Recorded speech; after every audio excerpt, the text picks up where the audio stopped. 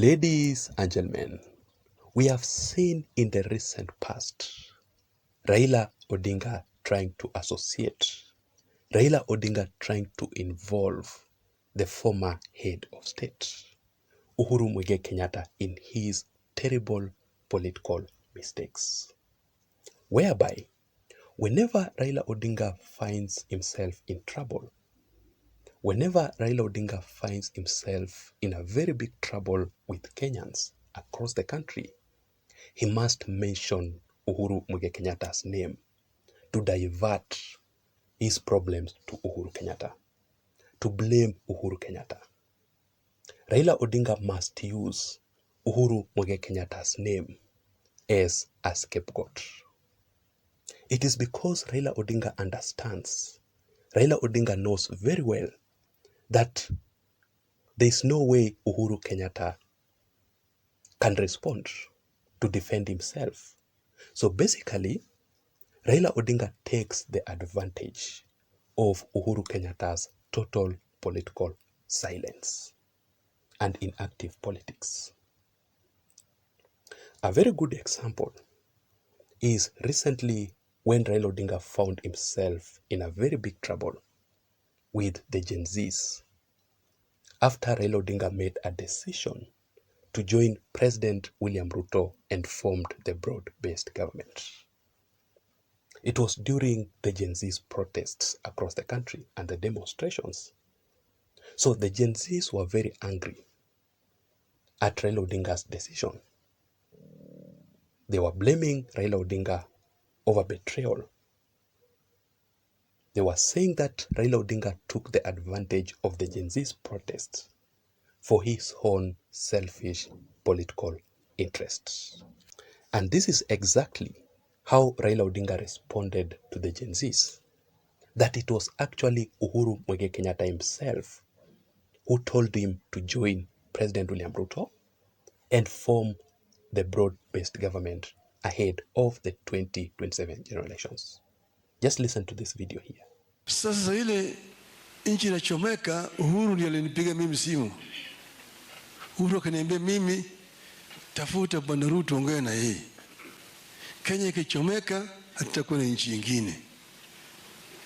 Mpaka hii tuzime hii moto, watu waketi chini waendelee waliwane. And up to date, the majority of Kenyans still doubt if what Raila Odinga said about Uhuru Kenyatta was actually true. Do you really think that Uhuru Kenyatta told Raila Odinga to join William Ruto and form the broad-based government during the Gen Z's protest? So yesterday again, Raila Odinga also found himself in a very, very big trouble with Kenyans over his remarks about the controversial Adani deal in Kenya. Raila Odinga strongly defended Adani, whereby Raila Odinga publicly said that Adani deal in Kenya is as white as cotton, ni weupe kama pamba. Let me read for you this statement from Raila Odinga himself. He said this, let me just show you. Adani is a reputable company. Reputable means it has a good reputation. It is a reliable company with more than $200 billion. Do you really know what over $200 billion means? As a matter of fact, Adani is the second richest person in India. So he proceeds to say that, let us not condemn public-private partnership and reputable companies. That was Raila Odinga's statement. And immediately Raila Odinga defended Adani. Adani also signed another 96 billion Kenya shillings deal to build and operate Kenya Power for the next 30 years. Who is the CS of Energy? Opiyo and I, right? A very close political ally of Raila Odinga in ODM. So all these issues here have a connection, have something in common. But I don't want to get into the details. I don't want to determine whether Adani deal in Kenya is clean or not. I don't want to know whether Adani deal is good or bad for the country. Because what matters is that Kenyans are not happy. Majority of Kenyans were really disappointed with Raila Odinga's remarks. It is because Adani deal recently faced the public scrutiny. So Raila Odinga defending the Adani, that is exactly what made Kenyans to be very upset. That is what made majority of Kenyans to be very angry with Raila Odinga. So the Wiper party leader Kalonzo Musyoka's very, very close ally has finally exposed Raila Odinga badly on the real reason as to why Raila Odinga strongly defended Adani. While on the other hand, Raila Odinga has also tried to defend himself again by linking the former head of state, Uhuru Muigai Kenyatta. I want to give you all these details. But before that, just a quick reminder that if you're listening to me and you haven't subscribed to this channel, I want you to take 1 second or two and subscribe to my channel so that you can be able to receive more political updates from this channel. You can also give this video a like so that YouTube can automatically recommend this video in particular to reach out to more people, because that is the only way that we can improve this channel to grow. And to my returning subscribers, I really want to appreciate you for your continued support, because without your support, then this channel cannot be what it is.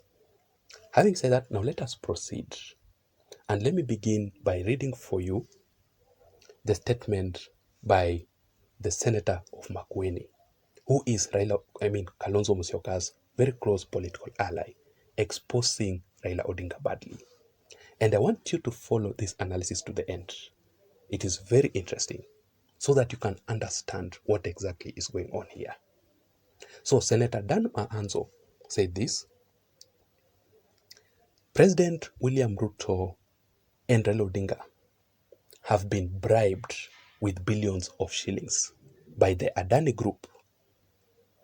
And that is why Opiyo Wandayi is the CS of Energy and Petroleum.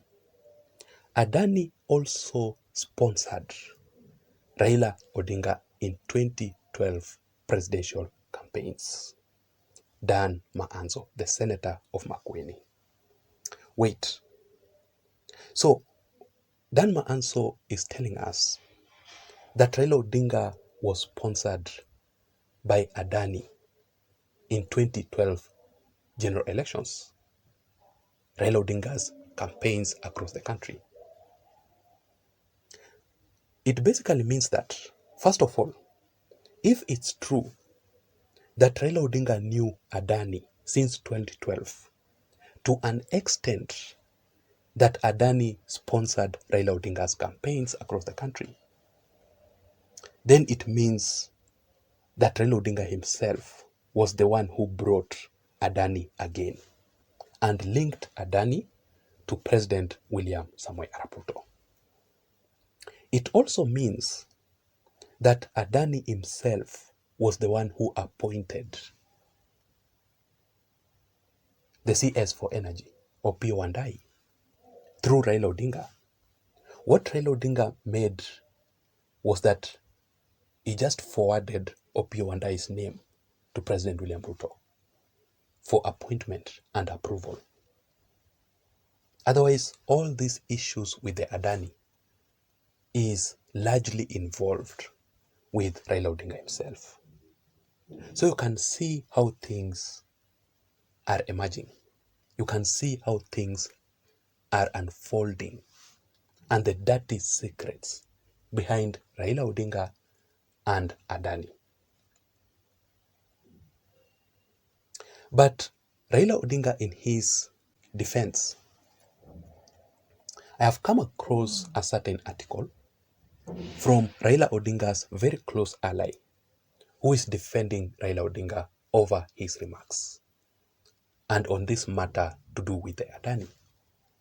And this is what he said, that Adani started way back in 2019 when the former head of state, Uhuru Muigai Kenyatta, was still in power as the president of the Republic of Kenya. And if you can remember, in 2019, Raila and Uhuru Kenyatta were working together through the handshake. Remember, the handshake took place in 2018. So this person is telling us that there's a person who was called Mr. Sebastian, who was from Poland, wanted to take over JKIA, like what Adani did. But this person, Mr. Sebastian, had to leave because his deal with Kenya and JKIA also sparked public outrage. That is when Adani came in. So it all started with Uhuru Kenyatta. Do you think this person is right involving Uhuru Kenyatta over this matter? That is it, ladies and gentlemen. My video for today was very brief as that, because I really want to know your thoughts and your opinions in the comment section down below. But please don't forget to subscribe to this channel for more political updates. Let me see you again in my next video analysis. Remember, my name is Jason. Have a good night.